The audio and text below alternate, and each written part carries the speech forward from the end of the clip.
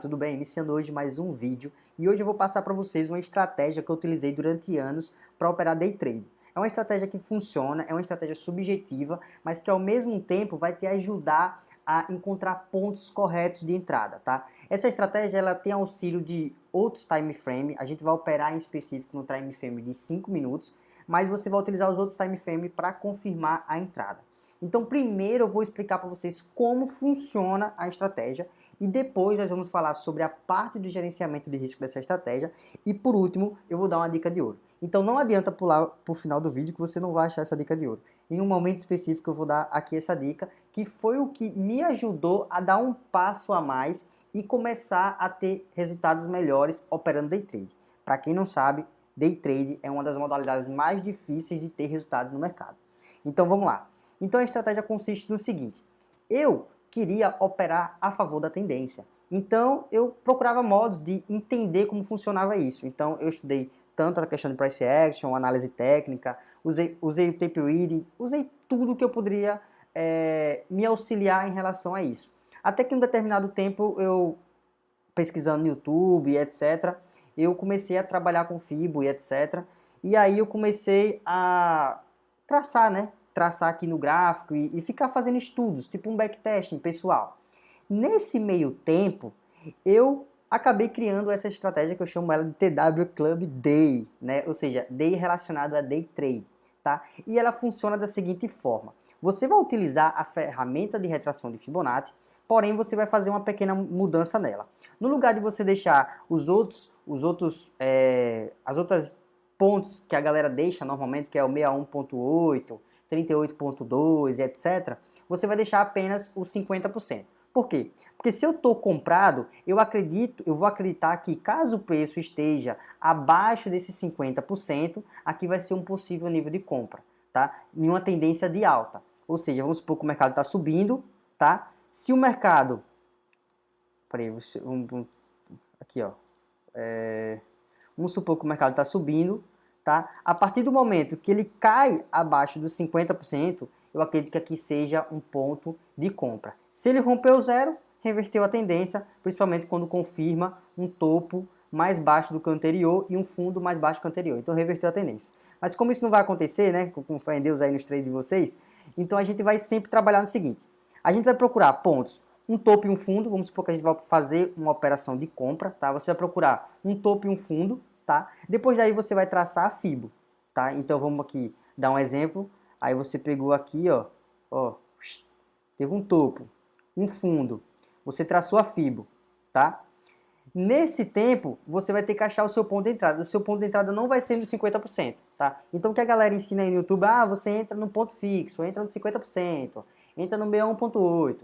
Assim, durante algum tempo eu utilizei, funcionou, tal, etc., mas ao longo prazo não me dava grandes resultados. Então eu procurava ter operacionais que me dessem um maior retorno, tipo risco-retorno superior a 3:1, 4:1, e esse foi a adaptação que eu fiz. Então eu passei a entender o mercado daqui para trás também, como estava funcionando. Então vamos supor que antes desse movimento aqui que a gente marcou na Fibo, a gente teve um mercado de baixa, por exemplo. Então a gente teve um movimento assim, ó, onde consequentemente ele fez um pivô de baixa antes de fazer essa reversão para um pivô de alta, por exemplo. Então o que eu entendia? Eu entendia que não necessariamente eu tinha que dar entrada dos 50%, mas eu tinha que estar olhando o mercado para trás. Então eu olhava, por exemplo, os suportes e resistências anteriores. Quando eu olhava os pontos de suporte e resistência, eles ficavam muito distantes, tá? O fundo ficava muito distante. Então foi aí que eu comecei a diminuir o time e olhar os movimentos micro, tá? Em relação aos pivôs. Então, toda vez que você tiver numa operação de compra e o mercado ele cair abaixo desses 50%, o que é que você vai fazer? Você vai olhar para trás, ou seja, desse ponto aqui para trás, e você vai procurar um micro pivô. E nesse pivô, vamos supor que foi um suporte que virou resistência, né? Ou seja, esse aqui era um nível de suporte, tá? Aí ele teve uma subida, depois caiu. A partir do momento que rompeu o suporte, ele virou resistência. Então vamos supor que seja esse ponto, porque aqui foi um pivô de baixa.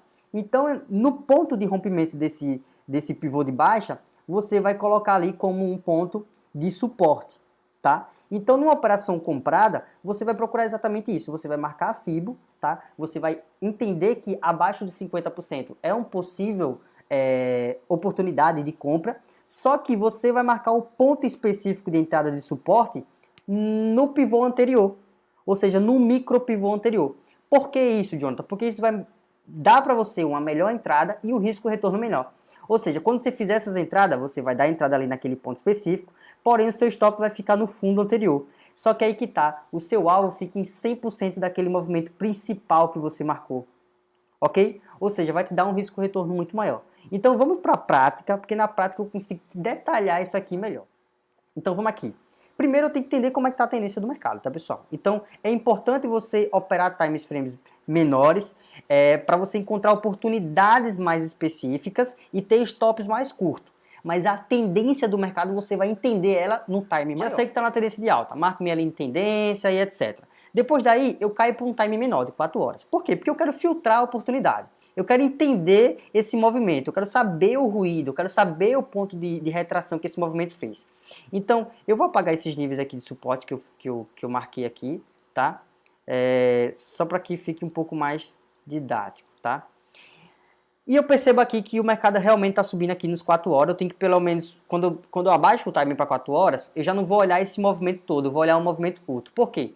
Porque dentro de uma tendência principal existe micro tendências, você concorda? Então vamos supor aqui, ó, dentro desse movimento, vamos supor que aqui seja no time de um dia. Ó, o mercado fez isso no time de um dia, time diário. Mas às vezes no time de 5 minutos o mercado fez isso, ele embola e vai, e sobe, e desce, e vai, e a tendência muda. Enfim, faz uma bagunça. Então quando a gente diminui o time, a gente tem que ter como se a gente aumentasse ali o zoom, né? Como se a gente aumentasse o zoom ali naquele trade. Então a gente vê no 4 horas, a gente percebe que tem uma pernada aqui de alta, ou seja, tem uma sequência de velas forte de alta. Então a gente entende sim que ainda é uma tendência de alta, até que essa linha de tendência aqui, essa LTA aqui, micro LTA aqui, seja rompida e seja rompido também o último fundo e faça um topo mais baixo. E aí a gente vai entender que houve sim uma reversão. Então depois a gente abaixa o time frame um pouco mais, a gente abaixa por de 1 hora para que a gente possa encontrar o ponto específico de entrada. Então vamos para a prática do operacional. Primeira coisa que a gente faz é o quê? Encontrar um topo e um fundo. Então vamos começar daqui para frente, tá, pessoal? Para o vídeo não ficar muito longo. Um topo e um fundo. Isso aqui está bem claro para vocês, né, pessoal? Esse topo, esse fundo. Ah, Jonathan, mas o mercado chegou nos 50% aqui, ele ficou abaixo de 50%. Será que deu uma entrada? Então aí a gente vai ter que diminuir o time. A gente vai baixar aqui para os 15 minutos, tá? Então nesse time específico, o mercado chegou nos 50%, só que não tem como a gente adivinhar se ele vai romper de 50%. Então por isso que vem o auxílio do pivô anterior para a gente entender se deu um ponto de entrada. Então a gente tem que olhar o mercado anterior. Então a gente vê aqui que o mercado caiu, veio caindo, fez um pivô de baixa, caiu lá embaixo, fez outro pivô, tentou recuperar, falhou e caiu de novo. E depois fez um pivô de alta mais bonito, né? Aqui o micro pivôzinho, fez um pivô de alta mais bonito.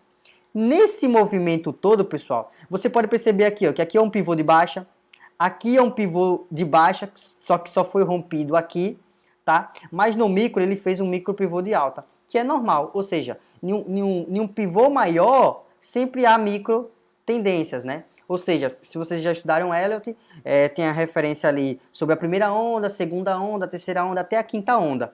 Mas dentro de cada onda dessa, existe também 5 micro-ondas, né? Vocês já sabem disso. E esse canal, ele é para iniciante sim, mas também tem um nível um pouco mais intermediário, tá?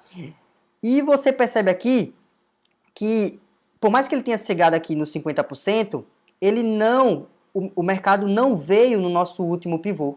Ou seja, que o último pivô foi aqui e o último pivô também foi aqui, que foi no rompimento da máxima. Então, quando é que a gente ia fazer a marcação de entrada? Primeiro era esse ponto aqui, né, que foi referente ao último pivô, tá? Então, isso aqui era uma pequena resistência que virou um suporte, tá? Isso aqui tá claro que é um suporte para você. E depois, aquela resistência também que virou um suporte aqui, que foi o pivôzinho de alta que o mercado não rompeu. Então, esse pivôzinho se confirmou aqui nessa vela. Deixa eu dar um zoom aqui para vocês. Então vamos lá, o mercado chegou nos 50%, mas não buscou o nosso ponto de pivô, ou seja, não teve entrada, tá? Não teve entrada. Então a gente vai procurar um novo ponto de entrada. tá? Então aqui mesmo nos 15 minutos, nós percebemos que o mercado ele faz um micro pivô de baixa. Então a gente percebe que tem um novo topo e tem um novo fundo anterior, tá? Pronto, aqui, ó. Pronto, chegamos aqui. Tá? É porque eu não tinha baixado os dados ainda desse time frame menor. Fez um pivô de baixa, só que quando chegou no 50% aqui, Jonathan, será que ele deu uma entrada aqui nesse 50%? Nós temos que olhar no pivô anterior. Ou seja, teve um micro pivôzinho aqui. Então, nesse micro pivôzinho seria necessariamente o ponto de entrada. Entendeu? Ou seja, era um suporte que virou resistência. Então, nesse momento, você dá a entrada, tá? Você coloca o stop no último fundo anterior e o alvo no 100%. Ou seja, seria um retorno de 1 para 1,88. O mínimo que vocês têm que entrar aqui é de 2 para 1, tá? O mínimo, tá? Ação de alta, depois que o mercado fez esse fundo, ele fez esse último fundo aqui, tá? Então a gente abaixa aqui pro time de 15 minutos, a gente vai ver isso aí claramente, tá? Ó, então vamos lá. Topo, só que um topo maior. O mercado caiu em 50%? Caiu. Buscou o último pivô? Buscou. Ou seja, você vê que esse aqui é claramente um fundo de um pivô.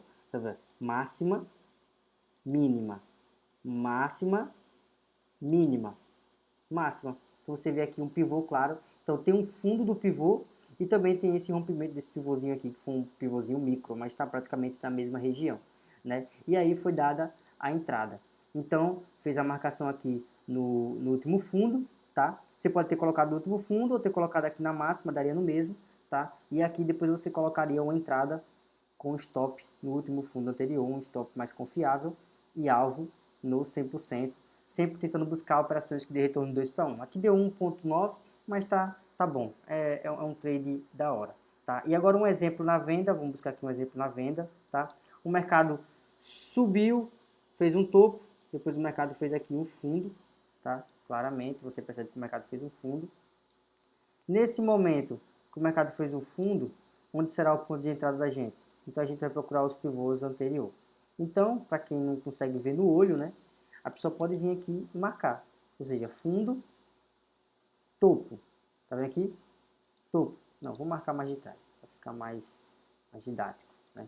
Fundo, topo. Aí vem aqui. Como a gente está no 15 minutos, eu vou filtrar um pouco melhor. Fundo, topo, fundo, topo, fundo, topo. Aí depois fez esse fundo. E a gente vai dar entrada aqui no 50. Qual foi o pivô mais interessante que a gente viu acima de 50%? Porque é uma operação de venda. Foi esse aqui, ó. Ou seja, fez um fundo, topo, um fundo, depois teve o rompimento dessa resistência e fez um novo topo ali. Claro que fez depois um suporte ali, que respeitou o fundo anterior, ou seja, não rompeu o fundo anterior, não fechou abaixo do fundo anterior, então não reverteu a tendência como baixa.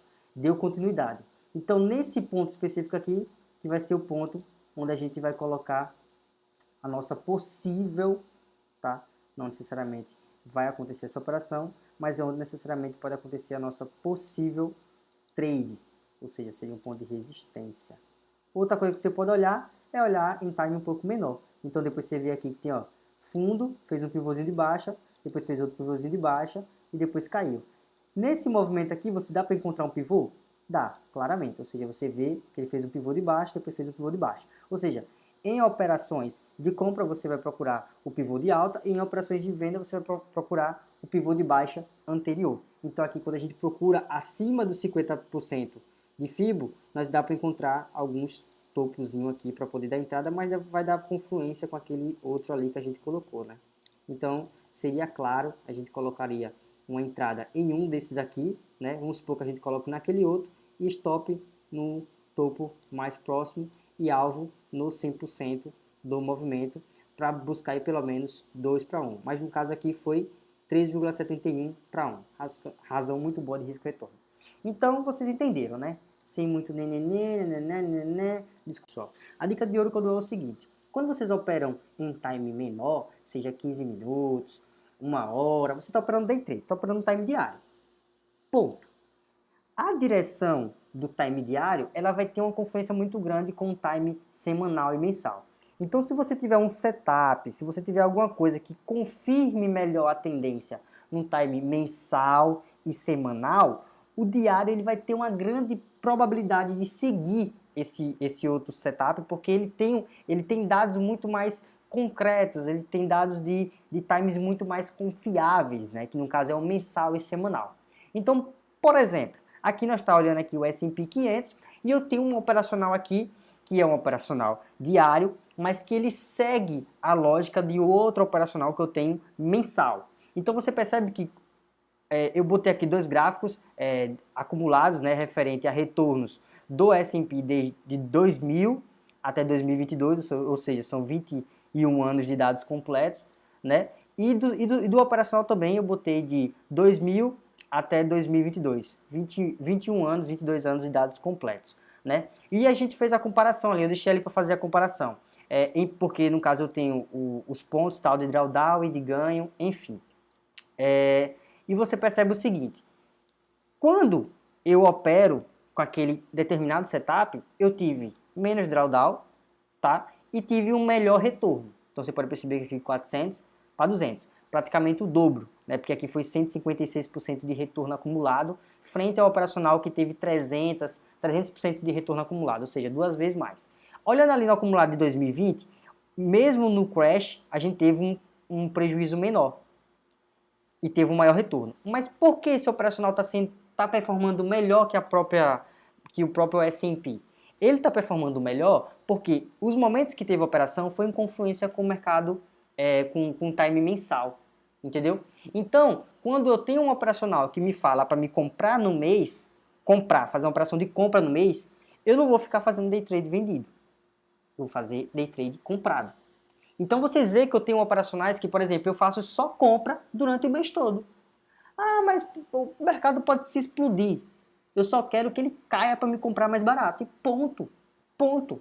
Por quê? Porque eu não vou ficar batendo a minha cabeça no day trade, sendo que eu posso olhar o time mensal e executar no day trade. Então eu olho mensal, semanal e executo no day trade na direção do time maior e não na direção do time menor. Isso é o que dá certo para mim, isso é uma dica de ouro que eu estou dando para vocês e acredito que é o que fará com que vocês tenham ótimos resultados também. Tamo junto, vá!